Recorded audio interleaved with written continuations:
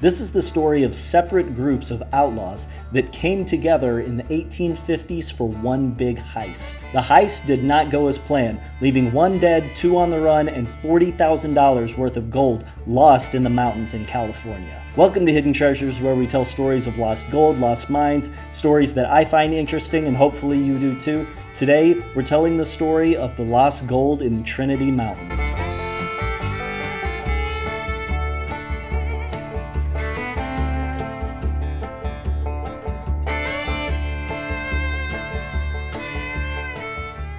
Richard Barter and his family moved to Oregon from Canada in about 1950. He and his brother and his cousin heard about the California gold rush and they wanted to be part of it. They moved down to California to Placer County, where all of the gold was being discovered at the time. They went to Rattlesnake Bar on the American River, and this is where Richard Barter got his now famous name, Rattlesnake Dick. At this time, tons of gold was being mined from this area, and Rattlesnake and his brother and his cousin thought that they were going to show up there, it was going to be easy to find, and they were going to strike it rich. However, they were a little late to the party. When they got there, they realized that all of the claims had already been staked, and there was nothing for them to do. All they could do was just to go to work for other miners. So that's what they did. They went to work for other miners, and at some point they thought that they would be able to strike it rich. But after about a year of laboring and seeing basically no income, while also seeing other people get rich, the brother and the cousin decided that they had had enough. They were done. They headed back to Oregon. Rattlesnake decided that he was going to stick it out, though.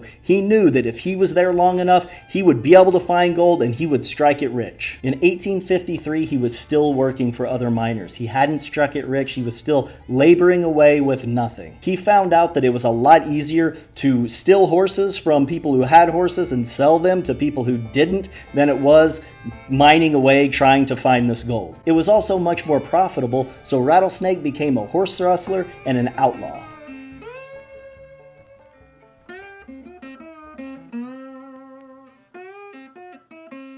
That same year in 1853 that he became a horse rustler, he wasn't very good at it. This is something that he had just started. He was immediately arrested. He was thrown in jail in San Quentin for 1 year. Soon after that 1 year stint in San Quentin, he ran into Tom Bell, and Tom Bell was an experienced outlaw, and Rattlesnake learned from him. Rattlesnake learned very quickly how to run Tom Bell's gang, and soon Tom Bell died and Rattlesnake actually took over the gang. This gang included 2 brothers, Cyrus Skinner and his younger brother George Skinner. Cyrus and George were notorious outlaws. They had tons of experience. They had been doing this basically their whole lives. Cyrus had actually been arrested and spent time in San Quentin about the same time that Rattlesnake did. While Cyrus was in prison, George got arrested. George got sent to San Quentin. Cyrus got out. Cyrus again got arrested. He went back to San Quentin, and then he later escaped, and it all comes down to in 1856, George, Cyrus, and Rattlesnake were all in the same gang, and they were planning the biggest heist of their lives. In 1856, Rattlesnake was in a saloon. He was getting drunk with an old miner. This is a fairly common occurrence. As you can imagine, people at a saloon getting drunk start talking, and a lot of information can be gained this way. So from this miner, Rattlesnake discovered that the Eureka and Klamath mines in Northern California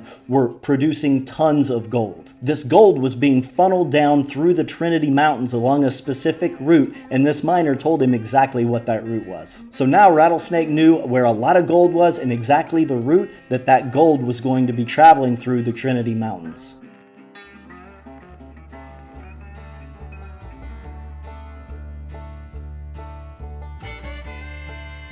Rattlesnake had a prior engagement, which we'll talk about in a minute, so he stayed back with Cyrus and sent George and 3 other outlaws up to the Trinity Mountains to steal that gold as it was coming through. This actually turned out to be extremely easy. George and the other 3 outlaws ambushed this Wells Fargo wagon as it was coming down, and the guardsmen had absolutely no idea. They were completely caught off guard, and they just threw down their weapons and put up their hands and said, "Go ahead, take it." So George and the 3 outlaws actually ended up taking $80,600 worth of gold from that wagon. They didn't realize that there would be this much gold, so they took all of this gold, they loaded it up on their mules, and they started heading through the mountains. There was obviously way too much gold for these 4 mules to carry, and it was completely slowing them down, and these mules just weren't going to be able to make it. This is where George decided to get rid of some of the gold. He took half of the gold off on his own, so he would be the only one that knew where it was,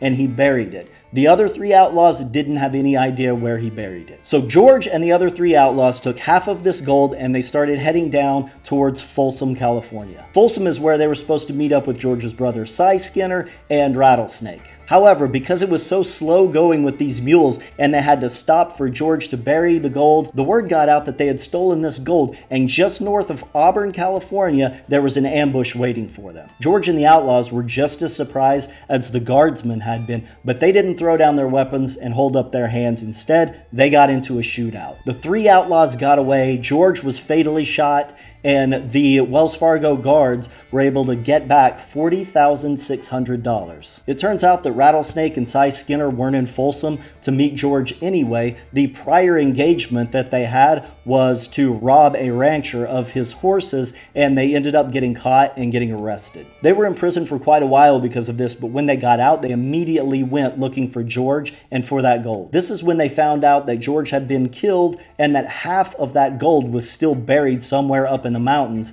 and nobody was able to find it. So George and Rattlesnake, knowing the route that they took, went up into the mountains and tried to find that gold. They spent a long time up there digging and digging and digging and looking around trying to find where George had buried this gold, and they never found it. The only person who knew where the gold was George, and he was dead. Over the next few years, Rattlesnake and Cy were notorious outlaws. They stole horses from ranchers, they stole gold from Wells Fargo. In one heist, they actually came away with $30,000 worth of gold. They were also caught a lot. Rattlesnake was actually caught multiple times, and every time he was caught, he was actually able to escape. He had actually built up quite a reputation. They said that he served time in every prison in California and that he had escaped from every prison in California. A sheriff named John Boggs actually caught Rattlesnake multiple times. One time, after Rattlesnake escaped, he camped out outside of John Boggs' house, waiting for him to come out where he was going to shoot him. John Boggs was actually out of town and didn't come home for a while, so Rattlesnake just got tired of waiting, ended up nailing a note to his door saying that he was going to get him, and left.